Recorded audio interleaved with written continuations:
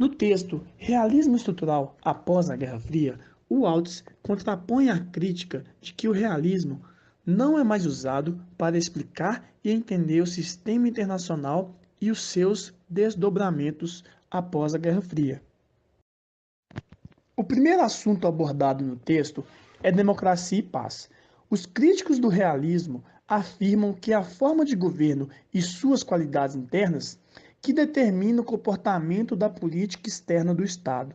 Ou seja, para eles, a democracia levou a Guerra Fria ao fim e trouxe a paz. Portanto, com essa onda democrática no mundo pós-guerra, as teorias realistas não mais se aplicam. Em contrapartida, o Waltz questiona a tese da paz democrática, que é baseada na ideia de Kant, de que democracias do tipo certo, democracias liberais, são pacíficas em relação a outras democracias do mesmo tipo. Porém, o termo que ele usa é república, e sua definição é tão restritiva que o Waltz diz ser difícil imaginar que essa exista. E mesmo que essa exista, uma vez que uma democracia liberal entra em guerra com outra, é improvável que uma considere a outra uma democracia liberal.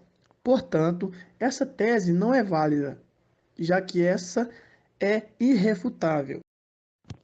Outro argumento usado por Waltz para defender seu ponto é o fato de existir uma contradição com a história. Ele mostra que democracias já chegaram muito perto de lutarem entre elas. E o motivo para essa relutância se resume a uma razão realista: o medo da entrada de um terceiro estado no conflito. A história também demonstra que várias vezes democracias recorreram à força, fazendo guerras e intervenções para salvar essas democracias instáveis ou democratizar os não democráticos, com o objetivo de trazer a paz.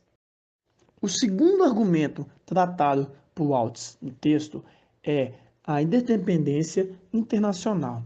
Críticos do realismo acreditam que a interdependência evita guerras no sistema internacional, pois multiplica os contatos entre os estados, contribuindo para o entendimento mútuo. Para eles, essa crescente interdependência, grande globalização após a Guerra Fria, é causada pela expansão do mercado internacional, e o lucro é o seu combustível. Ou seja, os estados não entrariam em guerra pelo fato de não quererem pagar o custo dela. Os estados acreditam que o poder do mercado está superando o poder do Estado. Contrapondo essa ideia, o Waltz primeiro fala que a interdependência gera efeitos desiguais e multiplica as ocasiões para conflitos, que podem promover ressentimentos e até guerras. Portanto, a interdependência gera paz, mas também gera guerras. O Waltz apresenta também que, diferentemente da interdependência doméstica, a interdependência internacional é frágil. No sistema internacional, os estados têm um impulso de autopreservação, o que os levam, em alguns casos, a adotarem políticas externas isolacionistas para evitar a dependência. Como também não se sabe ao certo quanto tempo essa estrutura do sistema baseado na economia vai durar, e sendo que a política externa muda em razão da aproximação ou do afastamento das interdependências, o Waltz afirma que a durabilidade da interdependência é mais um problema. O terceiro assunto discutido por Waltz no texto é sobre as instituições. Os críticos falam da importância e resiliência que as instituições exercem no âmbito internacional, como uma ferramenta para melhor resolver conflitos internacionais.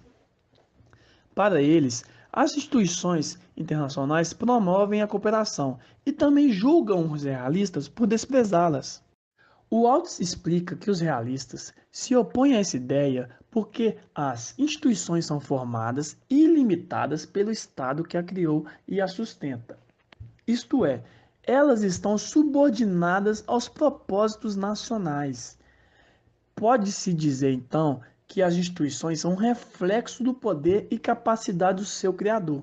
Logo, as instituições não promovem a cooperação, uma vez que sua função muda de acordo com o interesse do Estado forte. A OTAN é um exemplo usado a todo momento por Waltz para desconstruir o argumento dos críticos. A OTAN é uma aliança militar feita pelos Estados durante a Guerra Fria. Sendo essa uma instituição, ela se altera na medida que a estrutura do sistema muda. Vale ressaltar que a OTAN não acabou com o fim da Guerra Fria. Ela apenas perdeu o seu propósito central como aliança. Isso é interpretado pelos institucionalistas como uma forte evidência de autonomia e vigor das instituições. Já os realistas enxergam a permanência da OTAN no sistema principalmente como um meio usado para os Estados Unidos manter e alongar seu controle na política externa e polícia militar dos países da Europa. A OTAN impediu que a União Europeia tivesse sua própria política de segurança, se mostrando assim um meio para que os Estados Unidos possam manter o seu poder. No final do texto, o Waltz explica que o realismo não se tornou obsoleto, como seus críticos afirmam. A estrutura do sistema internacional se torna unipolar após a Guerra Fria. Porém, o Waltz acredita que essa não é duradoura e que a balança de poder vai ressurgir, tornando o sistema multipolar mais uma vez. O Waltz chama essa fase de momento unipolar. São três os motivos que explicam essa pequena durabilidade. O primeiro motivo é a tendência que a potência tem de se sobrecarregar com tarefas internacionais, enfraquecendo o Estado. O segundo motivo é o uso indevido do poder, desestabilizando sua concentração de poder na potência. O terceiro motivo é o fato de que, mesmo se o Estado hegemônico se comportar com moderação, ainda haverá preocupação em relação ao seu comportamento futuro por parte dos Estados mais fracos. Portanto, esses Estados buscam balancear o poder no sistema. Atualmente, já podemos ver o início desses desdobramentos. Os esforços feitos pelos norte-americanos na Europa, na Coreia do Sul e no Japão para manter sua hegemonia acaba levando outros países a trabalharem para superar isso. Um exemplo é o Japão e a China, que já estão no caminho para se tornarem potências. Ou seja, a tentativa dos Estados Unidos de manter a unipolaridade está condenada. Em breve, um Estado irá atingir ou ultrapassar todas as formas de poder dos norte-americanos. Dessa maneira, as balanças e a multipolaridade estão desenvolvendo pela necessidade do balanceamento de poder. Por fim, o Waltz conclui que a queda da União Soviética e o fim da Guerra Fria, diferentemente do que muitos acreditam, não teve como causa a democracia ou a interdependência, ou as instituições internacionais. De acordo com Waltz, a guerra acabou devido ao fim da estrutura bipolar, exatamente como a teoria do realismo estrutural propôs.